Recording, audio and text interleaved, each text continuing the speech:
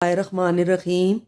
یہ 5 جون 1992 کا دن تھا۔ ٹنڈو بہاول سندھ کے گاؤں میں ایک حاضر سروس میجر ارشد جمیل نے پاک فوج کے دستے کے ساتھ چھاپا مار کر 9 کسانوں کو گاڑیوں میں بٹھایا اور جامشورو کے نزدیک دریائے سندھ کے کنارے لے جا کر گولیاں مار کر قتل کر دیا۔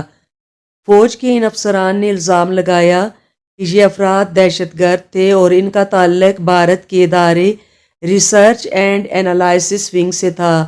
لاشیں گاؤں آئیں تو نہ صرف گاؤں بلکہ پورے علاقے میں کوہرام مچ گیا۔ ہر ماں اپنے بیٹے کی لاش پر ماتم کر رہی تھی۔ ان کے بین دل دہلا رہے تھے۔ ان ماؤں میں ایک 72 سال کی بوڑھی عورت مائی جندو بھی تھی۔ اس کے سامنے اس کے 2 بیٹوں بہادر اور منٹھار کے علاوہ داماد آجی اکرم کی لاش پڑی تھی، مگر وہ خاموش تھی۔ عورتیں اسے بیان کرنے پر اکسا رہی تھیں۔ مائی جندو سکتے کے عالم میں بیٹوں اور داماد کے سفید ہو گئے چہرے دیکھتی جا رہی تھی۔ ہر شخص کہہ رہا تھا کہ خاموشی سے میتیں دفنا دی جائیں، کیونکہ قاتل بہت طاقتور تھے۔ ان غریب ہاریوں کا ایسی طاقت والوں سے کیا مقابلہ۔ مائی جندو کو بار بار رونے کے لیے کہا گیا تو اس نے وحشتناک نگاہوں سے میتوں کی طرف دیکھا اور بولی، بس مائی جندو ایک ہی بار روئے گی جب بیٹوں کے قاتل کو پھانسی کے پھندے پر لٹکتا ہوا دیکھے گی۔ سب جانتے تھے ایسا ممکن نہیں تھا، مگر آخر لوگ خاموش ہو گئے۔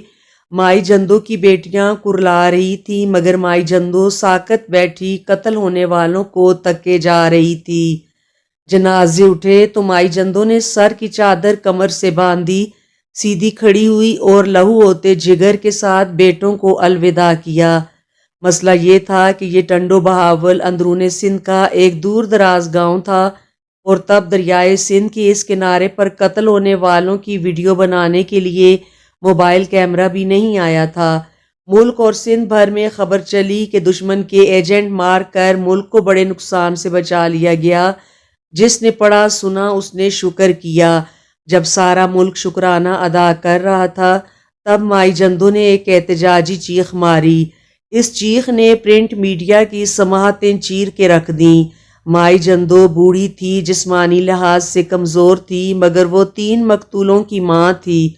اس نے طاقت کے مراکز سے جنگ کا فیصلہ کیا اور اپنی 2 بیٹیوں کو ساتھ لے کر قاتلوں کے خلاف اعلان جنگ کر دیا۔ سوشل میڈیا کی غیر موجودگی میں یہ جنگ آسان نہ تھی، مگر نکارے بج چکے تھے، کشتیاں جل چکی تھیں اور واپسی محال تھی۔ اخباروں اور صحافیوں کے ہمراہ مائی جندو نے اس چیخ کو طاقتی مراکز کے سینوں میں گونپ دیا۔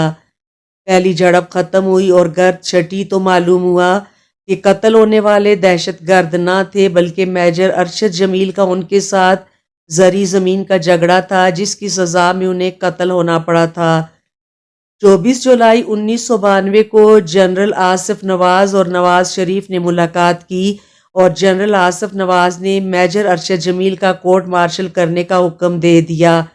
29 اکتوبر کو فیلڈ جنرل کورٹ مارشل نے میجر ارشد جمیل کو سزائے موت اور 13 فوجی اہلکاروں کو عمر قید کی سزا سنائی۔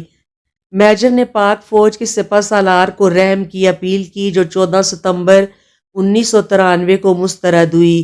اس کے بعد رحم کی اپیل صدر فاروق رغاری سے کی گئی، جو 31 جولائی 1995 کو مسترد تو کر دی گئی، لیکن سزا پر عمل درآمد روک دیا گیا۔ اس کے بعد میجر ارشد جمیل کے بھائی کی اپیل پر سپریم کورٹ کے جج سعید الزمان صدیقی نے حکم امتناع جاری کیا اور سزا روک دی۔ سزائے موت پر عمل نہ ہونے پر 11 ستمبر 1996 کو مائی جندو ایک بار پھر میدان میں نکلی۔ اس کی 2 بیٹیوں نے حیدرآباد پریس کلب کے سامنے جسموں پر تیل چھڑک کر خود کو آگ لگا لی۔ ان کو نازک حالت میں اسپتال لے جایا گیا، مگر وہ بچ نہ سکیں۔ پورے ملک میں ایک بار پھر کوہرام مچ گیا۔ بالآخر 28 اکتوبر 1996 کو طاقت کی دیواریں مائی جندو کے مسلسل دھکوں کے سامنے ڈھیر ہو گئیں۔ یہ حیدرآباد سینٹرل جیل تھی جب مائی جندو کو پھانسی گھاٹ پر لایا گیا۔ سامنے تختہ دار پر اس کے گاؤں کے 9 بیٹوں کا قاتل میجر ارشد جمیل کھڑا تھا۔